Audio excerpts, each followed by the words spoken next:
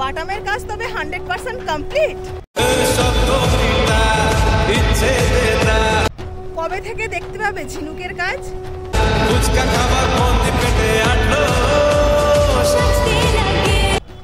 Hello friends, আমি Moumita, Bengali blogger. Moumita চ্যানেলের আরও একটি নতুন ব্লগে তোমাদের সকলকে স্বাগত। তোমরা জানোই যে অনেক দিন ধরেই আমার চ্যানেলে ভিডিও আসছিল না, কারণ তোমরা জানোই যে আরজি করে এমনই একটা ঘটনা ঘটেছে।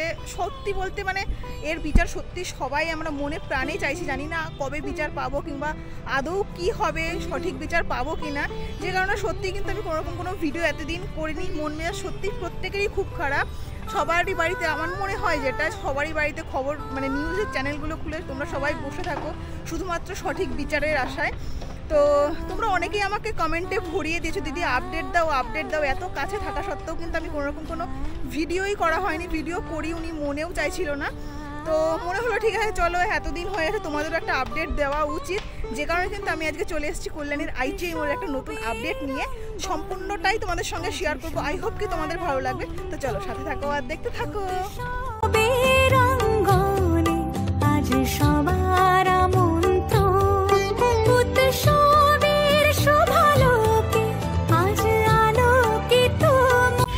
তো দেখো এই হচ্ছে ITI মোড়ের প্যান্ডেল। যদি আমি বাইরে থেকে ঢুকতে ঢুকতে তোমাদেরকে দেখাই, অনেকটাই কাজ এগিয়ে গেছে। অনেক দিন পরে আবার একটা নতুন আপডেট নিয়ে তোমাদের সামনে আমি এসেছি। তো একটু পরে তো খুব ভালো করে জুম করে তোমাদেরকে অবশ্যই দেখাবো। তার আগে দেখো এক ঝলক তোমরা দেখে নাও। দাদারা যদিও কাজ করছে, আর এখন তো প্রচণ্ড রোদ উঠেছে। এই হচ্ছে প্যান্ডেলটা। তো চলো এবার আস্তে আস্তে কাছে যাই, কাছে গিয়ে খুব সুন্দর করে তোমাদেরকে দেখাই। ও বাইরে থেকে তো মোটামুটি তোমাদেরকে দেখালামই, এবার চলো ভেতরের দিকে যাওয়া যাক, কারণ ভেতরটা তোমাদের সঙ্গে শেয়ার করব। আর বাইরের যে বাটামের স্ট্রাকচারগুলো সেটা তো অলরেডি তোমরা এতদিন দেখেইছো, এত সুন্দরভাবে করেছে। আর আজকে কিন্তু বাইরে থেকে তোমাদেরকে আমি দেখালাম, বাইরেও কিন্তু অলরেডি বাটামের স্ট্রাকচার মোটামুটি দাদা তো বললেন যে 80% কমপ্লিট হয়ে গেছে। এবার চলো সামনে যাই। সামনেও কিছু কিন্তু বাটামের স্ট্রাকচার আমি দেখতে পাচ্ছি। এইগুলো হয়তো ওপরে যাবে কিংবা সাইডে লাগবে, কারণ প্রচুর বাটামের স্ট্রাকচার কিন্তু অলরেডি বসে গেছে, এখনও কিছু বাকি আছে। আর এই দিক দিয়ে দেখো দাদারা কিন্তু সব প্লাই আর বাটামের কাজে ব্যস্ত। তো চলো ভেতরটা এক ঝলক তোমাদের একটু দেখিয়ে দিই।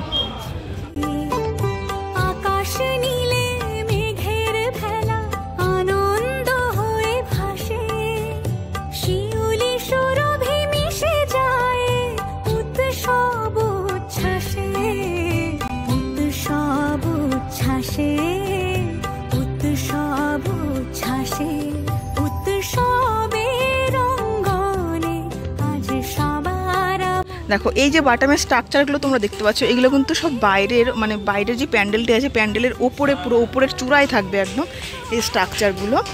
আর এরকম ফ্রেম তো তোমাদেরকে আমি আগের বাড়ি এসেই দেখেছিলাম। আর এখান থেকে যদি প্যান্ডেলটা এক ঝলক দেখাই, দেখো বাটামের স্ট্রাকচারই অসাধারণ লাগছে দেখতে। ও বাইরে থেকে তো তোমাদেরকে দেখালাম যে এত রোদ গরমের মধ্যে কিন্তু দাদারা বাইরেও পুরোপুরিভাবে কাজে ব্যস্ত। আর ভেতরেও কিন্তু তোমরা দেখতেই পাচ্ছ, ভেতরেও কিন্তু দাদারা সব বাটামের কাজে ব্যস্ত, প্লাইয়ের কাজে ব্যস্ত।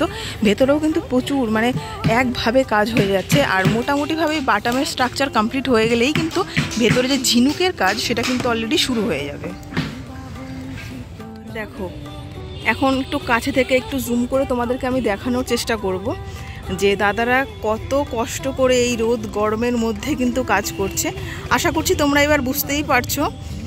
আর অলরেডি কিন্তু বাইরে আমি যেটা দেখতে পাচ্ছি, মাঝেরটা তো পুরোপুরিভাবে কিন্তু বাটামের কাজ কমপ্লিট। দুর্দান্ত দেখতে লাগছে, মানে বাটামের যে এই ফ্রেমেই কিন্তু অসাধারণ সুন্দর লাগছে। আর তোমরা জানোই যে এবছর কিন্তু টোটালি ঝিনুকের কাজ হবে, মানে ঝিনুক দিয়ে সম্পূর্ণ প্যান্ডেলটি সুন্দরভাবে সাজানো হবে। এই পাশেও দেখো দাদারা কিন্তু একদম এই রোদ গরমের মধ্যে কিন্তু একভাবে কাজ করে যাচ্ছে। আর এই হচ্ছে প্যান্ডেলটা। আজকে কিন্তু আমি ঢুকে গেছি একদম ভেতরটাতে। এতদিন যেখানে আমি একদমই ঢুকিনি, কোথায় ঢুকেছি সেটা বেরোনোর সময় তোমাদেরকে দেখাচ্ছি। তার আগে তোমাদের একটা জিনিস দেখাই। দেখো এই যে মানে ফাইবারের মেবি এটা, এগুলো মানে পিলার টাইপের বুঝতে, দেখো এটা দেখালে খুব ভালো করে বুঝতে পারছো। এটা কিন্তু টোটালি ফাইবার, আর এগুলো কিন্তু সব সেপারেট আছে।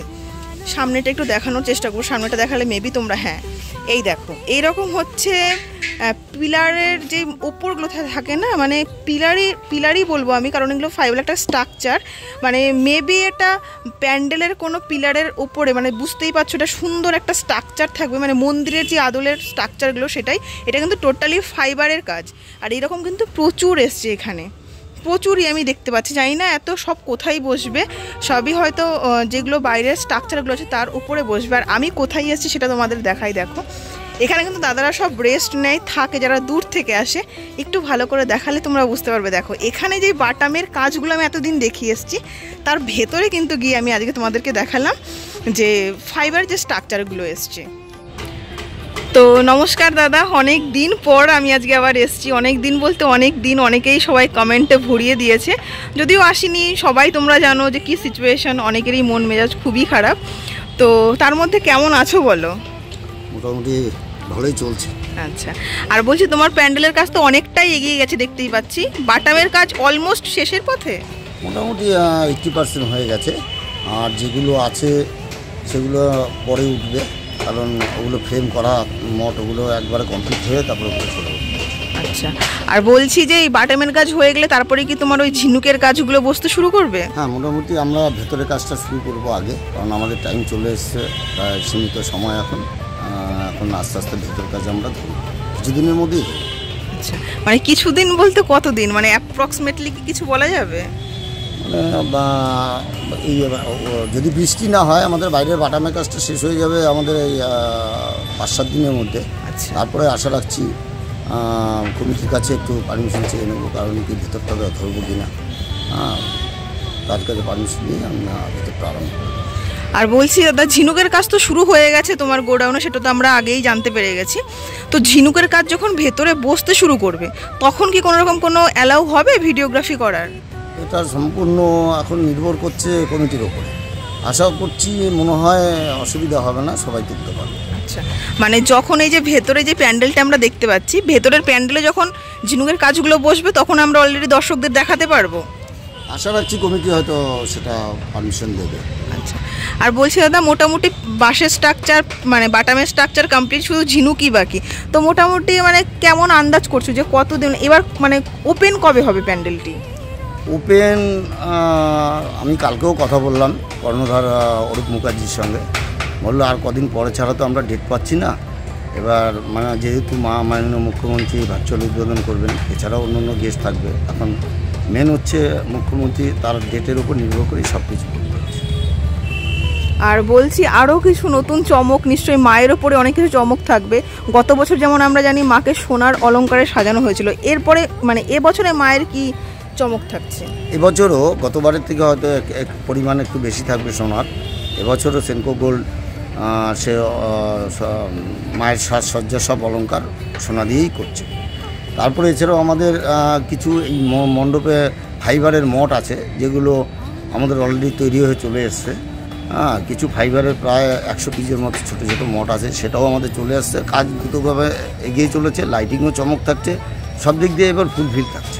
আর বলছি দাদা, আমরা জানি যে এই বছর প্যান্ডেলটি ঝিনুকের প্যান্ডেল হচ্ছে, তো প্রতিমার উপরেও কি এরকম কোনো ঝিনুকের কাজ দেখতে পাবো নাকি? না না, যেহেতু ঝিনুকের সেনকো গোল্ডের সঙ্গে আমরা আলোচনা করে ঠাকুর এবং কমিটি মণ্ডপ কোনটার ওপরে ফুটবে বেশি, সেই হিসাবে ঠাকুরটা করা হচ্ছে। আচ্ছা, ঠিক আছে দাদা, অনেক ধন্যবাদ।